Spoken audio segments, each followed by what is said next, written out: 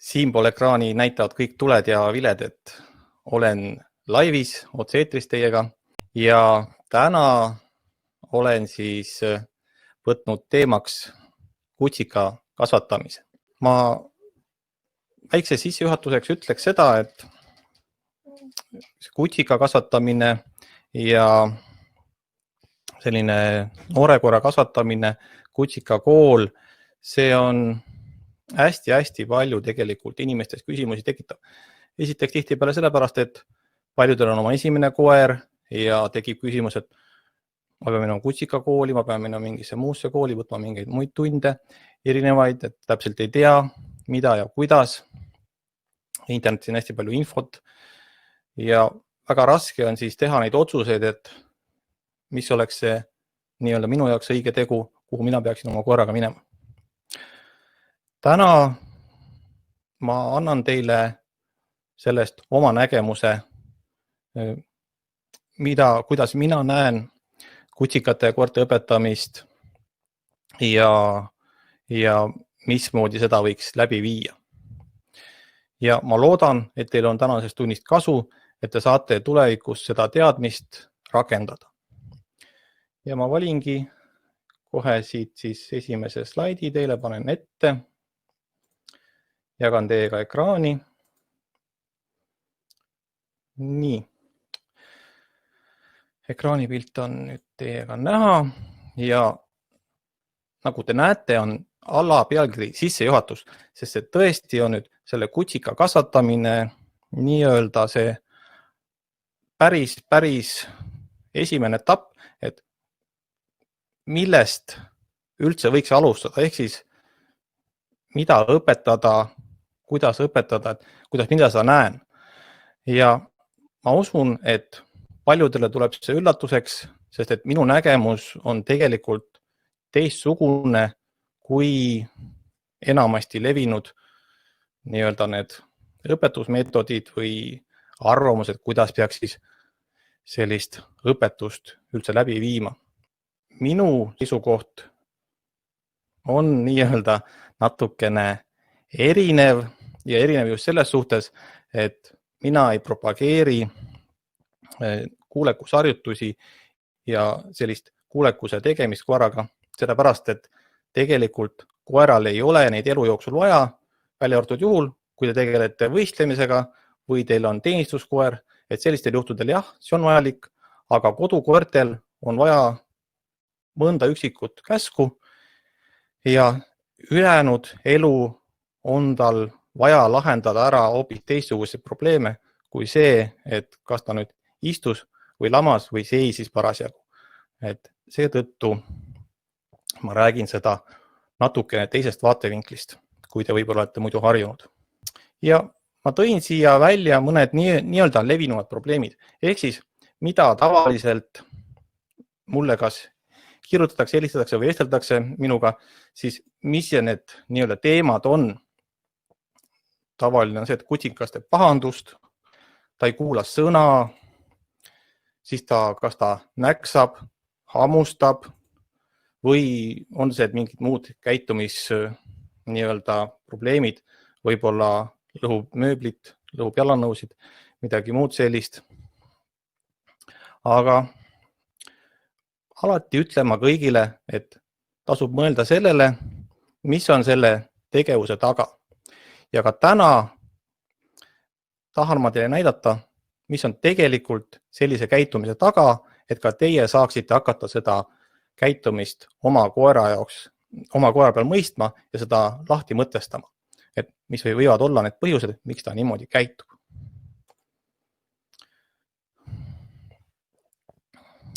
Nii, nüüd ma toon siia kõrvale endale samadele punktidele, mis ma enne veel tõin, enda nägemuse, mis mina siia tooksin. Näiteks, et kutsikale antakse liiga palju jooksmist ja igasugust tegevust. Ja teda ärritatakse mängimisega väga üles. Ja kutsikas saab liiga vähe und. Ja kutsikat kas ei sotsialiseerita või sotsialiseeritakse üle. Et need 4 punkti ongi tegelikult tänase webinari teema. Ja mida ma tahan öelda? Ma tahan öelda, et nii vasakpoolse tulba ja parempoolse tulba vahel on tegelikult väga ja väga tihe seos. Et kui kutsikas teeb pahandust, näksab, teeb mingeid muid halbu asju, siis tõenäoliselt võime kutsika puhul otsida seda põhjust sellest parempoolsest tulbast. Sest kutsikas on väga noor ja tal ei ole välja kujunenud nii-öelda halbu harjumusi või mingisuguseid selliseid aastate pikkuseid käitumismustreid, vaid ta on väga-väga noor, alles siia ilma sündinud ja õpib tegelikult seda elu alles tundma. Ja seetõttu need noore väikse kutsika probleemid on lihtsalt ja kiirelt ära lahendatavad, kui neile saab õigel ajal jaole. Ja täna ma näitangi mõned need variandid. Ehk siis toon veel kord need probleemid välja ja räägin nendest 4 asjast kõigist teile järgemööda, et milles need küsimused on, kuidas mina koeratreenerina seda olukorda näen ja võib-olla ka teie saate siis kasulikku infot ja rakendada seda enda koera kasvatamise juures. Ehk siis esimene teema ongi see, et antakse koerale liigne liikumine. Ehk siis mitte tavapärane liikumine, vaid just nimelt liiga palju tegevust, liiga palju jooksmist, liiga palju. Ja kõige suurem murekoht selle juures on see, et see on tegelikult kutsika tervisele ohtlik. Siin tuleb muidugi eristada 2 varianti liikumisest. Üks on see, et koer teeb ise jookseb, ise mängib, et meie ei ärita teda rohkem liikuma. Aga teine ja seal, kus tekivad just need probleemkohad, on see, kui inimene pidevalt, ma ei saa öelda, et sunnib, aga just nimelt ärgitab teda rohkem liikuma, rohkem jooksma, rohkem mängima, et sellisel juhul võib see liikumine minna liigseks. Samamoodi käivad selle liigse liikumise alla, kui seda on liiga palju ka treeningharjutused või siis, mida tihti ka harrastatakse ja hästi levinud müüt on see, et koera tuleb füüsiliselt palju väsitada, siis ta on hea koer. Ma panen siia suured jutumärgid, sest et füüsilisel väsimusel ja heal koeral ei ole tegelikult mingit seost. Õigemini seos on lihtsalt sellest, et koer on niivõrd võimetu midagi tegema, et ta lihtsalt lamab ja ähib külili maas. Aga koera käitumist me sellise väsitamisega ei ole tegelikult mitte kuidagi parandanud. Ja mis siis teeb selle liigse liikumise kutsika jaoks ohtlikuks? Siin te näete nii-öelda koera seda luustikku, nagu inimestegi puhul teate, et ka koertel on ja nii-öelda täiesti klassikaline, nagu me seda kõik ette kujutame. Aga nüüd vaatame paari röntgenpilti. Siin näete nüüd täiskasvanud koera tagajalgu ja siin kõrval on kutsika tagajalad. Kas te näete, mis on erinevus? Kutsikal on luustik välja arenemata, puuduvad seosed nii-öelda selle luustiku vahel. Need tugevad seosed, et kõik omavahel kokku käivad, on tegelikult puudu. Ma panen siia ka esikäppades pildi. Nendel piltidel ei ole midagi viga, need on terved koerad, nad on lihtsalt noored. Meil puudub välja arenenud liides luude vahel. Ehk siis, kui me koormame kutsika üle, siis me kahjustame tema liigeseid. Ja me võime lõpetada olukorraga, kus meil seal, mitte päris paari aastane, võib-olla juba 4-5 aastane koer vaevleb liigese probleemide käes. Ja sellist olukorda tegelikult ei tohiks olla. Aga need algavadki peale juba kutsika east. Kui me oleme kutsika üle koormanud kogu selle tegevusega ja tema liigesed ei ole saanud õigesti areneda, oma luud pole saanud õigesti arenenud, need on kõik olnud ülekoormuses, väsimuses, seosed ei teki õiged ja me oleme üsna noorte koertega juba probleemide ees, kus me vajame veterinaaride abi. Ja see on tegelikult nii-öelda igapäevane probleem, just see inimesepoolne liigne ülekoormamine, sest kõik ütlevad, koerad peavad palju jooksma, palju tegevust, kõike palju, aga tegelikult ei tohi selle tegevusega nii-öelda maksimaalset astet saavutada isegi enne 2 aastat, aga ütleme 18 kuud, 1,5 aastat on see aeg, mille jooksul siin need luud ja need sidemed arenevad välja. Kuni aastase koeraga peab olema väga ettevaatlik nende tegevustega. Näiteks igasugustes mööblid, voodi, diivani pealt alla hüppamine, üles hüppamine, treppidest liikumine, eriti alla liikumine, alla hüppamised, need kõik võivad tekitada suuri kahjustusi koera käppadele. Seetõttu peab olema selle väga ettevaatlik. Ja nii samuti on selle liikumisega. Peab arvestama ikkagi, et see aeg on päris pikk, ehk siis esimesel eluaastal tuleb olla igal juhul kõik selle väga aktiivse tegevusega väga ettevaatlik. Just sellepärast, et koer ei jääks haigeks seal paari aasta pärast oma liigeste probleemidega. Nii et see on esimene põhjus, mille ma toon siin välja selle liigse liikumise vastu. Et te peate väga ja väga ettevaatlik selles küsimuses olema. Ja mida noorem koer, seda ettevaatlikum. Ehk siis, kui ta on teil selles tõesti 2-kuune või 4-kuune, siis liikumine, see, mis teie talle peale panete, nii-öelda näiteks jalutuskäik, ongi 10 minutit. Võib-olla maksimaalselt 20, aga mitte rohkem. Temaga ei tohi käia tund aega metsas jooksmas või midagi sellist tegema. Tema liigesed ei ole selleks ette nähtud. Tema nii-öelda jalad ei võimalda seda tegelikult. Ja see avaldub alles aastate pärast, et nooruses sai mindud selle liikumisega liiale. Aga nüüd ma lähen järgmise punkti juurde, milleks oli siis mäng.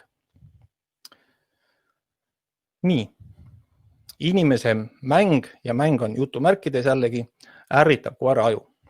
Me oleme harjunud sellega, et mängime palli, viskame pulka, et see kõik on selline mäng, mida koeraga tuleks teha, nii-öelda samal ajal anda ta tegevust ja siis, et tal oleks nii-öelda lõbus, ta saaks joosta ja kõik on selline tore. Aga tegelikult me peame arvestama seda, et niipea, kui me teeme seda liiga palju, ehk siis rohkem kui paar minutit, on see juba liiale minek. Ehk siis tegelikult me ei saavuta muud, kui me õpetame koera jahti pidama ja piiksuga asjadele meeletult reageerima. Et me ei saavuta seal tegelikult sellise pallimänguga või mingisuguse pulga viskamisega mitte midagi head. Siis kui me mõtleme selle peale, et mis me siis sellega tegelikult teeme? Okei, ta on väike, lõbustame nii-öelda, viskame talle seda pulka. Kui ta on 5-aastane, viskame pulka, aga mis see sellele koerale annab? Kas ta annab siis tõesti selle liikumise või mida see peaks tegelikult andma? Et alati tasub mõelda, et miks me mingit tegevust tegelikult teeme. Ja muidugi näiteks see kutsika õpetamine taga ajama, näiteks lapsi, et kutsikas on väike, tõesti võib-olla 3-4 kuune ja ajab lapsi taga, lapsed jooksevad kildudest seest ära, et see on selline tore lõbus mäng, aga kui see kutsikas on juba 7 kuune ja ta on 3-4 korda suurem, kui ta oli seal 3-4 kuuselt ja siis ta näksab neid lapsi, kes seest ära jooksevad, siis see pole enam lõbus, vaid siis nimetatakse seda juba käitumisprobleemiks ja seda üritatakse lahendama hakata. Aga oluliselt lihtsam oleks seda probleemi olnud üldse mitte tekitada. See oleks olnud kõige lihtsam lahendus juba kohe alguses. Nii et siin tuleb olla väga tähelepanelik kohe alguses, niipea kui me kutsika endale toome, et milliseid tegevusi me tegelikult temaga teeme ja kuhu see lõpuks võib viia. Samamoodi see tirimine ja rebimine. Et mis hetkel me siis päris elus seda tirimist ja rebimist kasutame? Kui meil pole teenistuskoer, kes peab kätte kinni hüppama ja sealt näiteks relva ära haarama, siis meie koer ei pea sellisel viisil käituma. Et kindlasti tasub selle peale mõelda, kui te oma väikse kutsikaga mängite. Sest et see, mida meie inimestena peame koeraga mänguks, ei ole seda koera jaoks. Koer läheb jahtimis, küttimis, instinkt avaldub tal, ta hakkab selle põhjal kõiki neid asju nii-öelda jälitama, taga ajama ja kui koeral on kõht tühi, ta ei saa selle mängu järgselt ka süüa, siis tal võivad tekkida ka seedimis- ja maoprobleemid, kuna tal automaatselt läheb nii-öelda kere tööle, et ta oli jahil ja ta sai saagi kätte nii-öelda, aga kui tegelikult seda tulemust ei olnud, siis võib see viia ka seedeprobleemideni.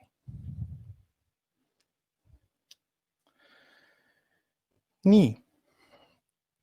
Ja siit ma läheksin edasi siis selle juurde, et kui me nüüd koeraga mängime seda palli, tegelema temaga päev läbi või mingeid muid käime jalutamas, siis õhtul on nii-öelda see uneperiood.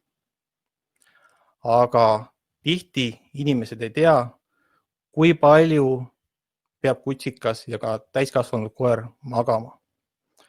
Ja kutsika puhul on see number umbes 18 tundi ööpäevas. Ehk siis suurem osa päevast peaks samuti kutsikas puhkama. Loomulikult ta ei puhkanud inimese moodi, et järjest, aga just nimelt, et ta vahepeal siis tegutseb, midagi mängib, on teiega, teiste pereliikmetega, aga siis ta jälle puhkab. Aga kui me mõtleme tüüpilise nii-öelda kutsika päeva peale, see kipub olema niimoodi, et ärkab koos inimestega ja läheb magama koos inimestega. Jah, vahepeal küll võib-olla on kuskil nurgas ja natukene puhkab, aga tihtipeale on see aeg liiga lühike, et jõuda sellise numbri lähedal nagu 18 tundi. Ja see, ma hiljem räägin, millele me selle jõuame siis, et kindlasti mõelge, kui palju teie koer magab. Kui ta on täiskasvanud koer, siis see unevajadus natukene väheneb, jääb sinna raamidesse kuskil 12–14 tundi. Aga samas, kui koer on väsinud, olete temaga näiteks eelmine päev teinud mingi suure matka, mingit muud tegevust, kus ta sai palju koormust, siis ta võib magada ka oluliselt rohkem. Nii nagu inimene, kui ta on väsinud, magab kauem. Ja samamoodi on koertega. Ja üks asi, millega mõnikord ei arvestata, on see, et ka koera uni peab olema turvaline ja sotsiaalne. Mis see tähendab? See tähendab seda, et koer peab ennast tundma turvaliselt. Sisuliselt kutsika puhul tähendab seda, et kui ta jäetakse, ja ka täiskasvanud koera puhul, kui ta jäetakse üksi, siis ta ei tunne ennast ei turvaliselt ega sotsiaalselt. See ei tähenda seda, et te peate ta enda juurde voodisse võtma, aga ütleme nii, et ta tahab olla oma selle karja ehk oma pere lähedal. Et võib-olla teil on teisi koeri, teisi koduloomi, et ta on koos nendega või siis teie lähedal seal, kas näiteks voodi all või midagi sellist või kus ta, või siis kas või seal ukse taga, aga ta teab, et ta ei ole oma karjast kaugel. Et see on tegelikult selline koera jaoks turvatunde küsimus. Kui ta otsustab, et jah, ta ei tahagi olla seal lähedal, ta tahab kaugemale võib-olla okei, aga tal on võimalus tulla ka oma karja lähedale. Et selline aspekt on kindlasti väga oluline. Ja üks aspekt, mille vastu väga palju eksitakse, on tegelikult see, et koer ei saa ennast puuris välja magada. Magamine on tegelikult, ütleme nii, et keerukas protsess, sellest võiks rääkida väga pikalt, aga lühidalt öeldes on asi selles, et koer ei maga nagu inimene, koer magab tsüklitena ja koer peab saama liikuda. Ehk siis ta on näiteks 3 tundi ühes kohas, tõuseb üles, läheb teise kohta, magab seal paar tundi, tõuseb üles, läheb kolmandasse kohta. Ja kui see liikumine temalt ära võtta, siis tal tekib ärritus. Ehk siis ta ei ole rahul sellega, ta võib-olla puurisse paar tiiru viskas samasse kohta maha, aga see ei ole see, mida tema tahtis teha. Pluss see, et väga tihti on puurid koera mõõtude jaoks liiga väikesed, et ta ei saagi ennast välja sirutada, pluss tal peab olema õige temperatuur, mida võib-olla see puur antud näiteks ajatkel ei paku, kas näiteks suvel liiga palav, talvel liiga külm see kohta, tahaks minna teise kohta, ei ole see võimalik, et alati peab selle asjaga arvestama. Kui ta võib olla puuris, kui puuriuks on lahti, kui niipea, kui te panete puuriukse kinni, on see tegelikult koera jaoks probleem, isegi kui see välja ei paista. Just seetõttu, et koer peab minema REM-unne, nii nagu inimene peab minema. Ja selleks on tal vaja seda väljasirutust ja õiget temperatuuri ja turvatunnet. Ja juhul, kui üks nendest on seal puuris puudu, siis ta ei lähegi sellesse sügavasse unde ja ta ei maga ennast, ta ei puhka ennast välja ja samamoodi on tegemist nii-öelda selle unepuudusega. Ehk mis siis juhtub, kui on seda mängu ja tegevust väga palju ja puhkust jääb väga väheks. Tekibki unepuudus. Et te ise teate, mis juhtub, et kui olete näiteks ühel öösel väga vähe maganud, näiteks 8 tunni asemel võib-olla 3-4 tundi, olete hommikul oluliselt väsinum, oluliselt pahuram, võib-olla nähvate pereliikmetele, töökaaslastele olete ärritunud ja kui seda juhtub mitu ööd järjest, siis see kõik kuhjub. Aga kui me mõtleme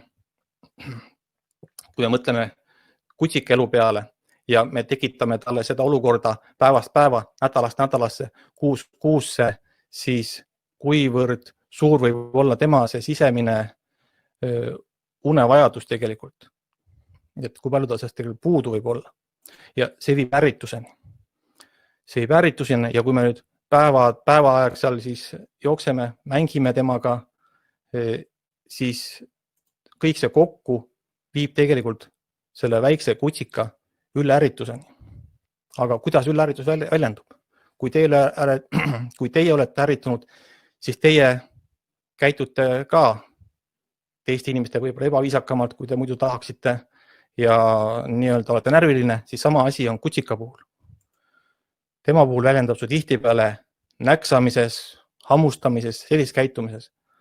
Samamoodi väljendub see ka asjade purustamises ja muudes käitumisprobleemides. Et tihtipeale hakkavad need probleemid peale väga-väga lihtsatest asjadest. Nagu te näete, ei ole ma praegu rääkinud millestki muust kui ainult mängimisest, temaga tegelemisest, magamisest ja kui palju ta peaks saama liikuda.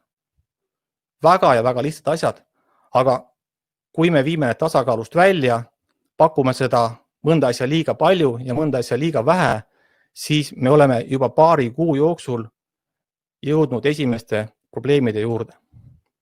Ja arvame, et meie koer on kuidagi halb, meie koer on kuidagi paha, aga kui me mõtleme, siis tegelikult ta on nii noor, et kuidas ta sai pahaks minna.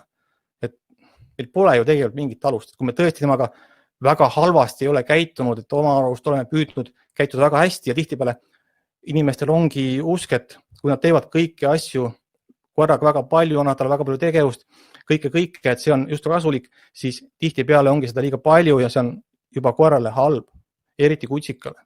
Seetõttu tasub kõigil mõelda, kui palju ja mida te oma kutsikaga teete. Et sellest hakkab tegelikult kõik pihta. Nii, üks küsimus on, ma loen selle ette. Tulles puuri teema juurde, võib-olla ei ole see hetke teema, kuid kuidas toimida, kui endal on vaja päevasel ajal tööl olla ja koer on vajalik üksi koju jätta. Alguses kutsikana ikkagi puuris või siiski ei. Minul on ka puur, minul on neid 3 tükki. Üks on reisipuur ratastega ja 2 on tavalist. Nende kõigi uksed on lahti, välja arvatud siis, kui on nii-öelda see reisiolukord või mingil põhjusel tõesti tuleb koer eraldada mingitel tingimustel. Aga tegelikult minu seisukoht on see, et koerale tuleb õpetada nii-öelda seda mitte puuris olemist just nimelt. Sest et miks pannakse koer puuri? siis ta käitub halvasti. Võib-olla ta käitubki halvasti sellepärast, et me oleme ta niivõrd üles ärganud.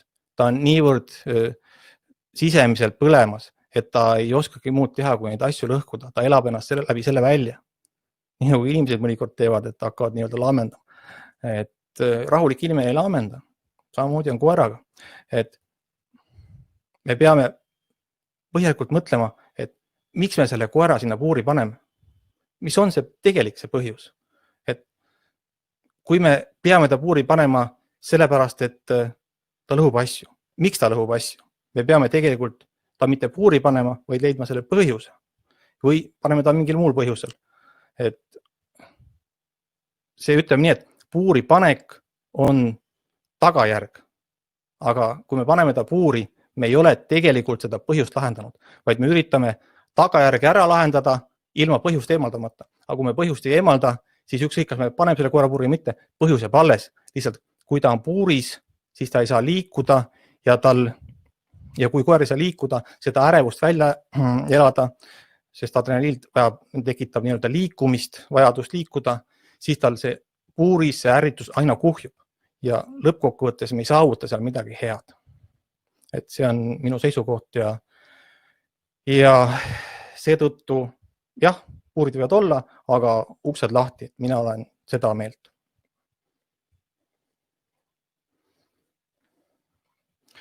Ja nõiaring, selles mõttes jah, ja lihtsalt tuleb ise see nõiaring katkestada.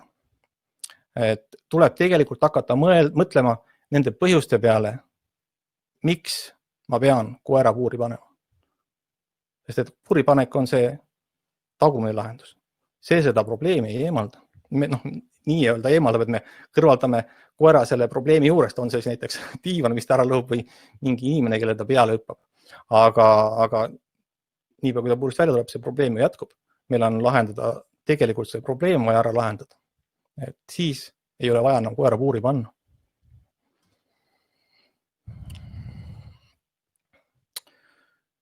Nii, järgmiseks ma võtan sellise teema nagu sotsialiseerimine, sest et ka see on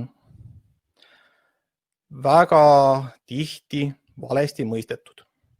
Ja seda viljeletakse laialdaselt seda müüti, mis on koerte sotsialiseerimine. No, ma tõin siia mõned punktid välja, mida tavaliselt peetakse kutsikate või koerte sotsialiseerimiseks. Esiteks muidugi teiste koertega kohtumist, võõraste inimestega kohtumist ja kohvikus ja koerteplatsil käimist. Et see on selline suures piires, väikeste erinevustega, on need 3 asja, mida peetakse siis oluliseks, et läbi selle oma kutsikat sotsialiseerida. Aga nüüd ma näitan teile väikest tabelit ja selles tabelis nüüd need 3 asja, mida peetakse selleks sotsialiseerimise punktideks, on need ülemised 3 osa, mis moodustavad tegelikult sellest sotsialiseerimise vajadusest siis 25% jämedalt. Seejuures, kui tavaliselt inimesed arvavad, et umbes pool sellest ajast, mis sotsialiseeritakse koera, peaks kuluma teiste koertega kohtumisele, mängimisele, siis reaalsuses võiks see moodustada võib-olla 5%, ehk siis selle kõige väiksema lõigu sealt. Ja sama lugu on teiste asjadega. Ja kui me nüüd vaatame, et kui me teeme kõiki neid eelnimetatud 3 asja, siis reaalsuses on meil 75% puudu. Ja kui me nüüd olemegi seda sotsialiseerimist viinud läbi sellisel viisil, et pool sellest ajast või veelgi rohkem kulus teiste koertega mängimise peale, siis vahepeal käisime võib-olla korra seal kohvikus ja koerteaias, siis me olemegi tekitanud olukorra, kus ühte tegevust on väga palju ja teisi on vähe ja puudu on niikuinii. Et seetõttu tuleb väga hoolega mõelda, mida ja kuidas tegelikult seda kutsikat või ka täiskasvanud koera siis on vaja sotsialiseerida. Et tegelikult on see koera võime rahulikult erinevates olukorras toime tulla. Ja ma tõmbasin siin joone alla, tegin eraldi sellise asja nagu sõna rahulikult. Sest et kui me käime kutsika koolis, nii-öelda sotsialiseerime koera, siis me eeldame, et kui me ta ära sotsialiseerime, siis ta saab temaga iga pool käia, ta on rahulik, hea koer, oskab käituda. Aga ma võin teile nüüd rääkida, mis tegelikult juhtub, kui me mängime teiste koertega koos koerakoolis. Läheb teie koer ja näiteks seal on 4 või 5 muud koera ja nad mängivad seal koos. See on nii-öelda, juhtub see, et alati, kui te nüüd tänaval liigute, siis ta teab, et koertega saab minna mängima. Selle asemel, et olla rahulik, ta käivitub. Ta läheb nende, nii palju koer on, see on tore, see on küll positiivne, aga just nimelt see on selline tore, et ma saan selle koeraga minna mängima või ma saan selle koeraga mängima, sama lugu inimestega. Et sellisel viisil tekitate te sellele teisele koerale või inimesele lihtsalt koera jaoks väga suure väärtuse, et see on väga tore asi, aga rahulik või hästi käituv ta selle juures tegelikult ei ole. Et seetõttu tuleb väga hoolega mõelda, et mismoodi seda sotsialiseerimist tegelikult teha. Kui te lihtsalt mõtlete, et jah, see mängimine ja teiste koertega nii-öelda lihtsalt see suhtlemine, et see ongi see, mida tal vaja on, siis tegelikult see nii ei ole. Ma nüüd toon välja selle ülejäänud 75%, mis sellest ringist siin puudu on. Ja need on nüüd nii-öelda suvalises järjekorras ja ma panen nüüd kõik siia ette. Nii, et kui me nüüd vaatame, siis nad tunduvad täitsa tavalised asjad, et mis seal siis ikka. Et kui ma lähengi näiteks koeraga sinna kohvikusse või koerteaeda, et siis ongi ju teised koerad, on võõrad inimesed, uued kohad, tundmatud olukorrad, kõik need asjad on nii-öelda nagu olemas. Aga tegelikult juhtub olukord, kus te olete kõik selle tegevuse pakkinud ühte väga-väga tihedasse puntrasse. Ehk siis te annate oma kutsikale, kes on täiesti eluvõõras, kõik selle ühe korraga kätte väga intensiivses koguses. Ja tihtipeale viib selline olukord koera kartlikusse. Ehk siis ta hakkab neid asju ja olukordi kartma. Küll mitte ütleme teisi koeri võib-olla, et need on positiivsed, et nendega saab mängida, aga näiteks tundmatuid kohti, uusi esemeid. Et see on täiesti tavaline, et kui me anname seda kõike koerale korraga ja palju, siis on seda liiga palju. Ja kutsikas ei ole võimeline seda vastu võtma. Ehk siis tegelikult tuleb meil neid asju kõiki tutvustada sisuliselt ükshaaval. Ehk siis uut lõhna, võõrast inimest, uusi kohti, et anda neile talle tasapisi, kas või tolmuimet tutvustada. Et me ei lähe tolmuime tutvustama niimoodi, et paneme selle käima ja torkame talle nina alla, et tule vaata, mis see on. Et me ei saa seda käima panna, vaid me lihtsalt paneme selle kuhugi maha ja tuleb alguses vaatama, et mis see üldse on. Et see on, ja kõigi muude asjadega samamoodi, et peab olema väga rahulik ja väga ettevaatlik, et koera ei tekiks uute asjade kartust, sest uute asjade kartus, kõikide olukordade kartus viibki selleni, et koer nii-öelda on agressiivne. Tegelikult ta kardab ja enesekaitseks hakkab siis tihtipeale urisema, hammustama, et see on enamasti põhjustatud sellest. Seetõttu me peame selle sotsialiseerimisprotsessi tegelikult tegema hulga väiksemates osadeks ja hoopis ettevaatlikumalt kõike seda kutsikale tutvustama, kõike seda uut elu. Kas või tänaval liikumine, et teete näiteks ümber oma maja väikse ringi kutsikaga, siis tavaline võib olla olukord, kus kutsik ei taha tulla edasi, aga te nii-öelda vaata, mis seal ikka on, et läheme ikka mingi kas võõras inimene, mingi, ma ei tea, suur auto, mida ta võib tegelikult karta, aga teie seda ei näe ohuna ja tõmbate teda ikkagi edasi, siis sellega te ainult suurendate kutsika hirmu. tegelikult tuleb tal lasta selle olukorraga tutvuda. Et see peab olema väga ja väga ettevaatlik protsess, et saavutada rahulik ja enesekindel koer, kes terve elu on julge ja ei ole mingite probleemide küüsis. Sest et paljud probleemid saavad alguse kutsikaeast. Ja kui koer on seal 4-kuune, siis me saame selle probleemi, ükskõik mis probleemi on, lahendada paari nädalaga. Kui ta on juba seal 7-8-kuune, siis see sama probleemi lahendamine võtab aega terve aasta. Täpselt sama probleem. Just seetõttu, et ta on juba suurem, ta on juba tekkinud mingisugused nii-öelda kinnistunud mingisugused käitumised, et mida hiljem me hakkame nendega tegelema, seda kauem see aega võtab. Pluss, kui me oleme tegelenud alguses nende küsimustega valesti, siis me peame hakkama hiljem ümber õpetama ja siis alles uut käitumist õpetama. Võtab veel topelt rohkem aega. Seetõttu tuleb olla sotsialiseerimise küsimuses nii-öelda aeglane, tõesti aeglane lihtsalt, võtta asja rahulikult ja ettevaatlikult koera jaoks. Sest see, mis meie jaoks ei ole ohtlik ega on täiesti tavaline, on kutsika jaoks, kes maailma ei tunne, võib olla maailma suurim oht. Ja ma tõin siia välja ka mõned probleemkohad, mille vastu eksitakse tihtipeale. Just nimelt, et ei arvestata kutsikate kohanemisvõimega. Ehk siis need stiimuleid on liiga palju. Liiga kiirelt. Kas või sama, et võtsame kutsika kohvikusse kaasa, seal on ju kõik need sotsialiseerimise punktid olemas. Aga seda kõike võib olla lihtsalt koera jaoks liiga palju. Me paneme ta liiga keerulisse olukorda ja ta läheb tegelikult lülitab ennast välja ja kui me uuesti ta sinna olukorda viime, võib ta olla täielikus häirerežiimis, täielikus üleärritus, täielikus paanikas.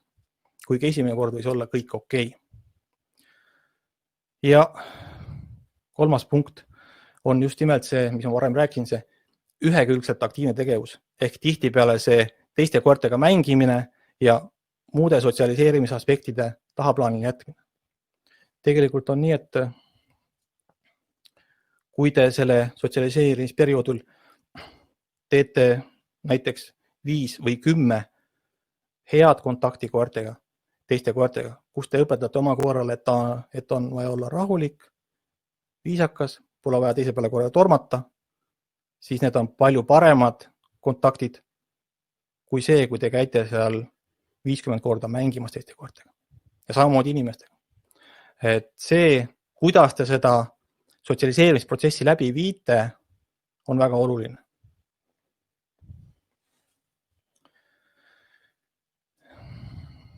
Ja nüüd ma toon teile ühe tabeli, mis on siis tegelikult koerte, mida tegelikult koerad teevad siis, kui inimesed ei ole juures. Ehk siis need on vabalt elavad kodukoerad.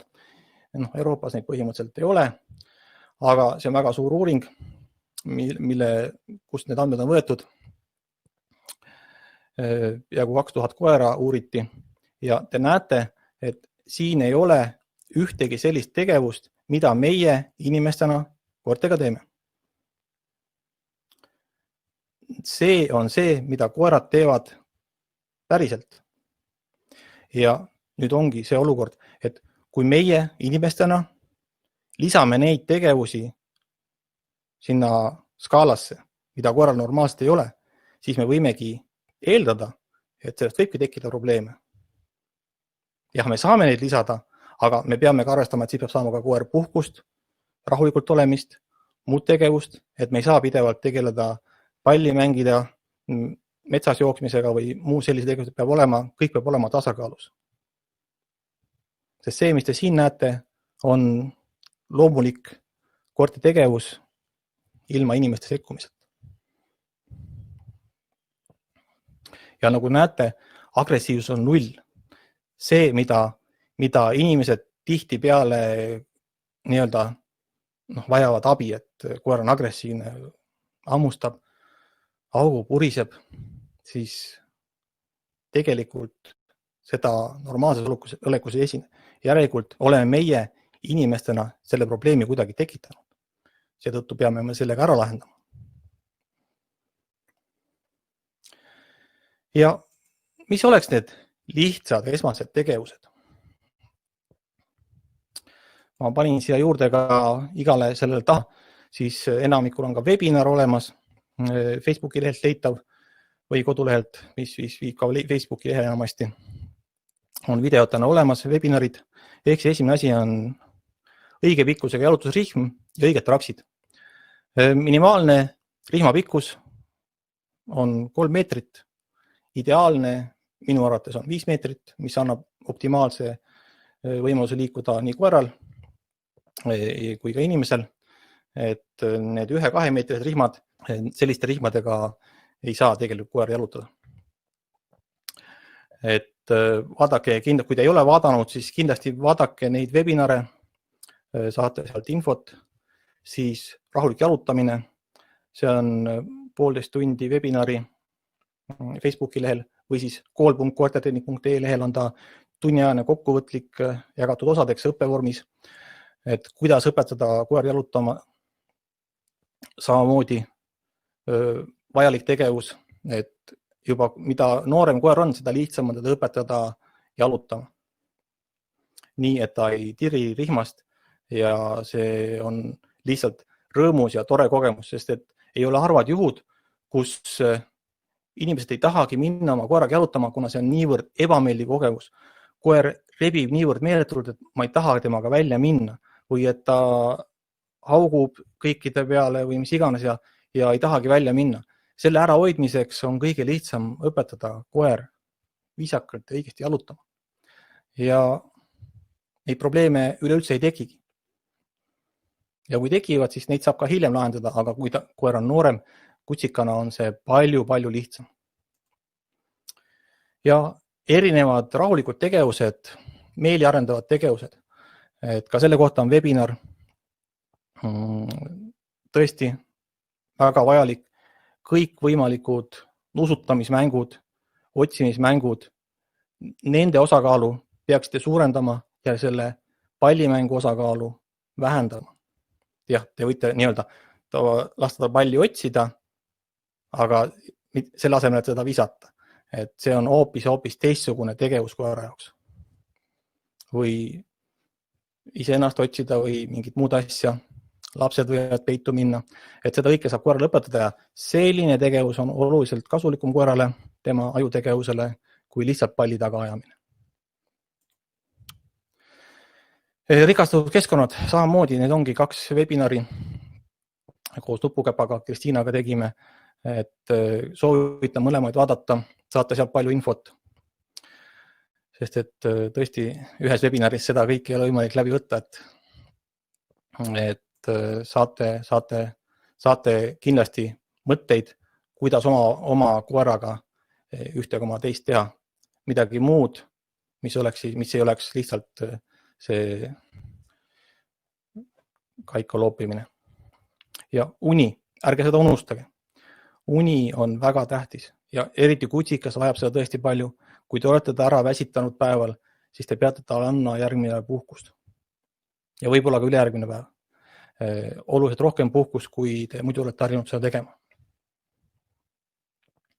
Ja ise tuleb jääda rahulikuks. Sest et tihti on see, et inimene ise ärritub rohkem ja siis koer ärritub sellepärast, et inimene on ärritunud. Ta ei tea, miks ärrituda, aga inimese ja koera vahel on seos. Omaniku vahel on seos ja koer tunnetab seda, et tema omanik läks millegi pärast närvi. Ja seetõttu peab alati ise katsuma jääda rahulikuks. Isegi kui te ei ole rahulik, siis katsuge väliselt see rahulikus säilitada ja ka enesekindluse juures. Et see annab seda koerale rahulikku käitumist palju juurde. Ja loomulikult tuleb alati koera jälgida. Jalutuskäikudel ka muul ajal, et need oleksid nii-öelda ohutud, et koer ei sööks midagi ohtlikku sisse. Jah, ta peab nuusutama kindlasti, aga et see oleks ohutu. Või muul ajal. Et te teate, mida teie koer teeb. Et ei saa käia nii, et mobiil on ühes käes ja koer on teises käes kuskil. Et nii ei saa koeraga jalutada. Et peab pöörama tähelepanu koerale. Ja veel kord tegevused, mida te siis koeraga võiksite teha.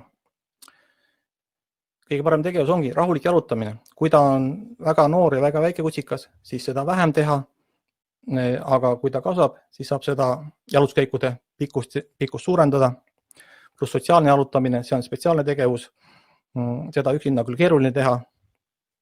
Aga kui te vaatate selle, kuidas jalutama õppida, selle webinari ära, siis te saate, ma arvan, päris hea nii-öelda põhja, kust edasi minna oma koeraga, selle tema liikumisega, tema jalutamisega, et see saab olema palju-palju toredam tegevus. Ja nuuskimine. Tihti ei lasta koerte nuuskida, et see on kuidagi halb. Tegelikult on see väga vajalik tegevus tema ajule. Tema aju hakkab tööle, nuuskimine on koera normaalne tegevus, tal on seda väga vaja teha ja minu juurde tulevad koerad nii-öelda suuremad juba, kes ei oskagi nuusutada enam ja siis tuleb neid nuusutama õpetada. Ja kui teil on kutsikas, siis ärge võtke talt seda nuusutamist ära. Pigem tuleb seda nuusutamist julgustada, aga nagu ma ütlesin, alati peab vaatama, et see on ohutu. Koerasõber. Ma natuke räägin teile koerasõpradest. Koerasõber on nüüd selline koer, nagu teil on inimese sõber. Ehk siis näiteks teil on paar sõpra, kellega käite näiteks kohvikus, lobisete, räägite maast ilmast. Samamoodi on teie koeral vaja koerasõpra. 1-3, ütleme nii, on selline optimaalne kogus. Et ühest piisab, kui on 2 või 3, on ka okei. Rohkem läheb juba liiga paljuks. Ja need on samamoodi sellised koerad, kes ongi päriselt tema sõbrad. Sest kui te käite koerte aias ja seal on iga kord erinevad koerad, siis need on võõrad koerad. See on sama, nagu teie lähete näiteks sinna samasse kohvikusse või klubisse või baari ja teil on kohustus kõigi nende inimestega tutvuda. Sest kui te lähete oma koeraga koeraaeda, kus on võõrad koerad, siis teie koera kohustus on kõiki nende koertega tutvuda, nendega tegeleda. Kujutage ette, et te peate baaris kõikide inimestega tutvuma, ennast tutvustama, nende käest kõike küsima, kuivõrd väsitav ja raske see on. Samamoodi on see teie koerale väga raske. Seetõttu on teil vaja päris koerasõpru, kellega te kohtute 1-2 korda nädalas. Tihemini tegelikult ei olegi vaja. Ja tegelikult see, kuidas teie koer mängib päris selle koerasõbraga või see, kuidas ta mängib võõra koeraga, on täiesti erinev. Ja seetõttu, kui te mängite võõraste koertega, teie koer mängib võõraste koertega, siis tõenäoliselt tuleb teil see mäng mingil hetkel katkestada, et teie koer ei saaks liiga palju koormust, ei väsiks liiga palju ära, sest nad ei katkesta, nad on liiga üle ärritanud. Seetõttu tuleb sellised mängud katkestada inimeste poolt ja just sellepärast, et koer läheks üle koormusesse. Suvel on ka veel oht nii-öelda üle kuumeneda, et veel lisaks, et ka seda tuleb jälgida. Seetõttu ma ütlen veel kord, koeraaed ei ole tegelikult see koht, kus teil koeraga vaja käia üldse on. Või kui te käite, siis sel ajal, kui ühtegi teist koera ei ole. Koeral on seal väga põnev tegelikult olla.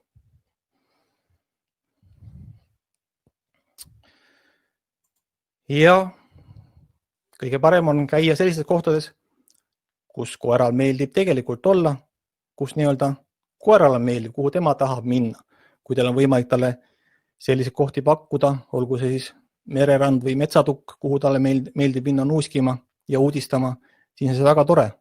Ja seal polegi vaja koeraga mitte midagi muud teha, pole vaja temaga mängida, tema tegelebki nuusutamisega, uurimisega, vaatamisega, see ongi tema kogu tegevus, mida teil on vaja tegelikult talle sellel olles pakkuda. Sellest piisab. Ja kui te lähete seda näiteks koos koerasõbraga tegema, siis seda toredam. Seda on 2 või 3 keisi seal ja neil ongi tore. See on nende tegevus. Te ei pea inimesena sinna üldse sekkuma. Ja väga oluline on seejuures see, et te lasete koeral otsustada, kas see olukord, kuhu te olete pannud, on koeral vastuvõetav. Eriti kutsikate puhul, kus nad uudistavad seda maailma, nad on kartlikud, nad ei tunne, nad on ebakindlad ja nad vajavad kõige jaoks aega. Nii selle suure autoga tutvumiseks, lapsevankriga tutvumiseks, jalgratturiga tutvumiseks, võõra inimesega tutvumiseks, kõige selle jaoks on vaja sellele koerale aega. Ja kui te nii-öelda sunnitada selle peale selle siis see ei vii heade tulemusteni. See viibki just nimelt sinna tihtipeale kartlikkuseni ja hiljem, ma panen agressiivse jutumärkides, sest seda tegelikult ei ole, see on muudel põhjustel. Ta kardab.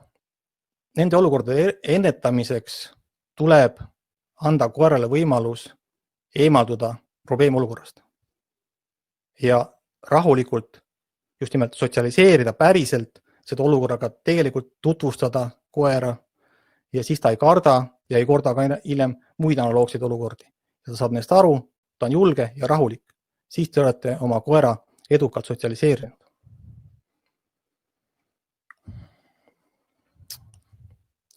Ja paari sõnaga veel siin koera õpetamisest.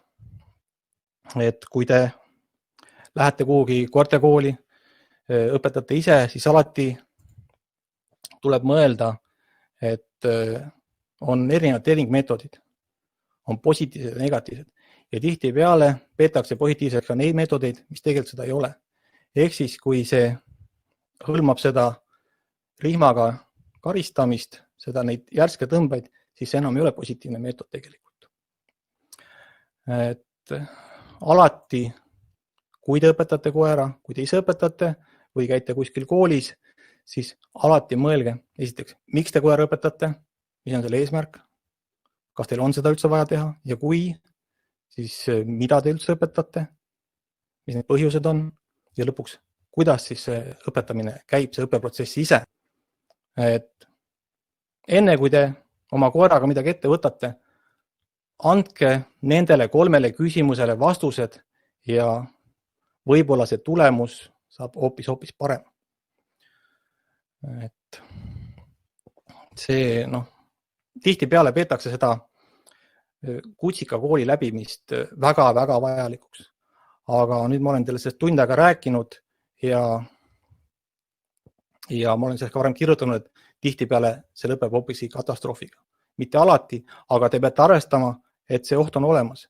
Kui te ei ole ise eelnevalt läbi mõelnud, mida, miks ja kuidas te seda teete. Ja ma tõin siia paar punktiga välja, miks see kutsikakoolis käimine võib siis ebaõnnestuda. Esiteks, et koolis ei tegelda tegelikult koera probleemide lahendamisega. Ehk siis, nagu eelneva see näite tõi, et lahenduseks pannakse koera puuri või siis tänase webinari see tutvustav jutt oli see, kus siis koera huul pannakse hammaste vahele, siis koer hammustab oma valus. Tegelikult koer hammustab muude põhjustel ja nagu me täna siin varem vaatasime, võib põhjus olla see samane, lihtsalt üleväsimus, üleärritumus. Me ei võta seda ära, vaid lihtsalt paneme talle huule hammaste vahele, siis see ei ole see, mida tegelikult on vaja teha. Et seetõttu teil on vaja eemaldada alati see põhjus, tegeleda probleemide lahendamisega, mitte tagajärgedega.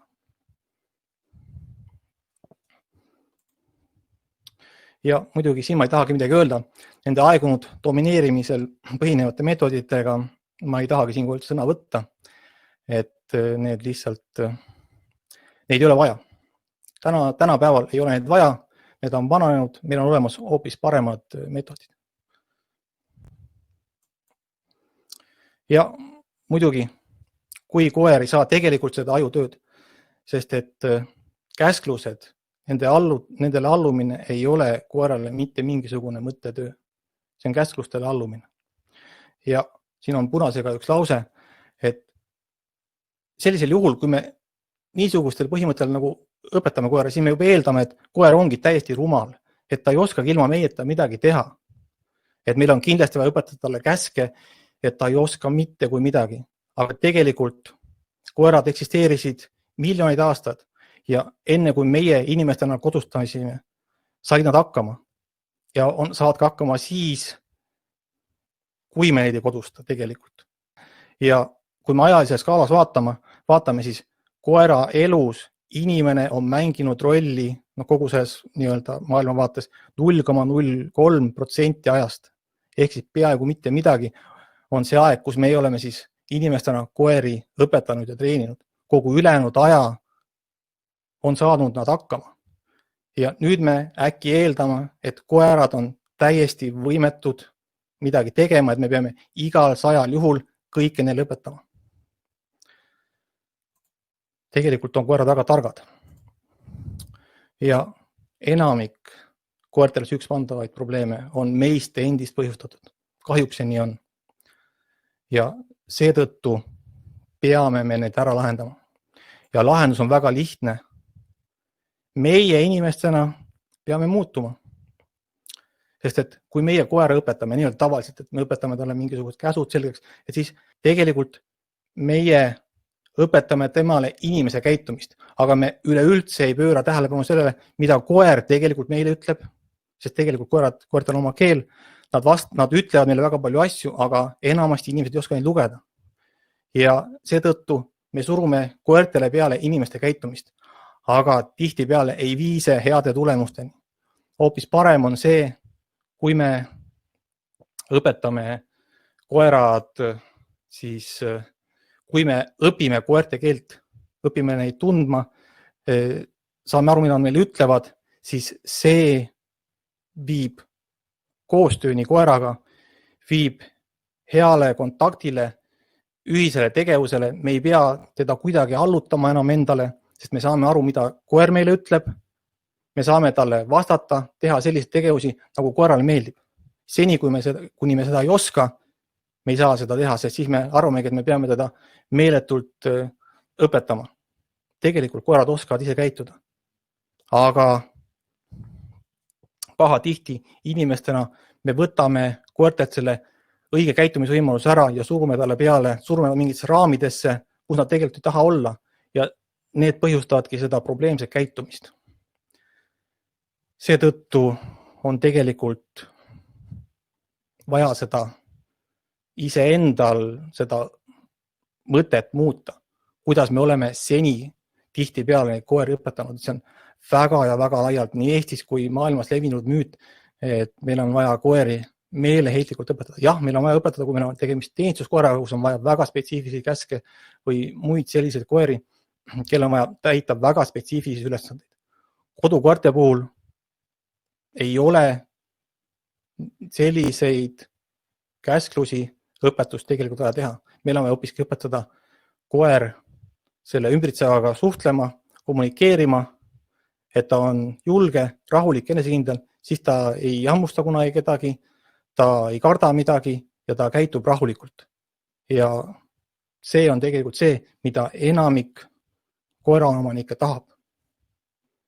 Et neil oleks hea koer, et temaga oleks hea jalutada, et oleks tore sõber, et see on ju see, mida me tegelikult koeraomanikena koeralt ootame.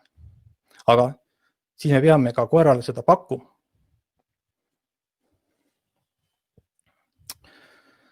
Ma panin siia lõppu ka mõne küsimuse, mis mulle siin esitati, paar tükki tõin neid välja, aga nüüd, kui me oleme selle webinari tegelikult läbinud, siis võib-olla on teil neid vastused juba olemas. Siin on 2 küsimust, ma tõin välja, mis on tegelikult sarnased, ehk siis seotud hammustamise teemaga. Aga kui kutsikas on noor, need mõlemad koerad, kelle küsimust praegu välja tõin, olid vist umbes 4-kuused, siis ma ütlen teile, ilma et ma neid koeri juba näeksingi, et tõenäoliselt on tegemist just nimelt selle sama liigse tegevusega, liigse koera ülesärritamisega, liigse mänguga, kõige liigsega, sest et te tahate olla head koeraomanikud ja pakkuda koerale hästi palju tegevust. Jah, ma saan sellest aru, aga tegelikult tuleb seda tegevust vähendada. Ja kui teie koer, väike kutsikas on juba selles staadiumis, kus ta hammustab, siis teil tuleb kuuks ajaks, aga minimaalselt 8 nädalaks kõik need tegevused maha võtta, et koer saaks hakata rahuma. Ja see on see lahendus tegelikult, et ta saab välja puhata, maha rahuneda ja tegelikult see hammustamine kaob ära. See on nagu esimene asi. Kui ei kao, siis peab hakkama vaatama, et milles on veel küsimusi, et milles need probleemid veel on. Ja siin on küsimus nii-öelda selle nõksutamise kohta, see inglise keeles on see nimi siis nimetatakse bullinguks ehk selliseks agressiivseks pealehüppamist. Tegelikult see ei ole domineerimine, see ei ole dominantsus, see ei ole sellega mitte kuidagi seotud ja ühtepidi tegelikult see pealehüppamine on õppimine kuidas järglasi produtseerida tulevikuks, see on ühtepidi, natuke nad sellepärast teevad, aga teistpidi see antud juhul, kui see koer juba ka näksab, siis võib see olla tekitatud puhtalt sellest, et ta on nii närviline. Et kõigepealt tuleb see aeg maha võtta neil koertel. Ja pärast seda saab hakata vaatama, et mis sellest halvast käitumisest siis ei ole veel muutunud. Et need on need väga ja väga lihtsad lahendused. Nagu näete, ma praegu ei õpeta teile mitte mingisugust väga keerulist asja, vaid väga lihtsaid asju ja ma võin teile öelda, et need tegelikult toimivad. Need toimivad 100%, kui neid järgida. Sest et nii see ongi, et olen neid rakendanud paljudel kordadel ja need alati toimivad tegelikult. Kutsikatega on selles mõttes asi lihtne, et ei ole vaja tihtipeale üle mõelda, et üritatakse koerale pakkuda liiga paljut. Nagu ütlesin ka varem, et ärge tehke seda, võtke tempo maha, andke kutsikale aega, ta on väga-väga noor, ta õpib seda maailma tundma, ta õpib teid tundma, kõike seda, see vajab aega, see vajab rahu, andke ta liigestele puhkust, andke kasvuaega, kõike seda on neil hädasti vaja tegelikult. Et sellega ma tegelikult olengi tänase webinariga jõudnud lõpule. Ma loodan, et ka teil oli huvitav. Ma tänan teid kuulamast ja vaatamast ning loodan teiega kohtuda mõnel järgmisel webinaril või ka mingil muul kombel.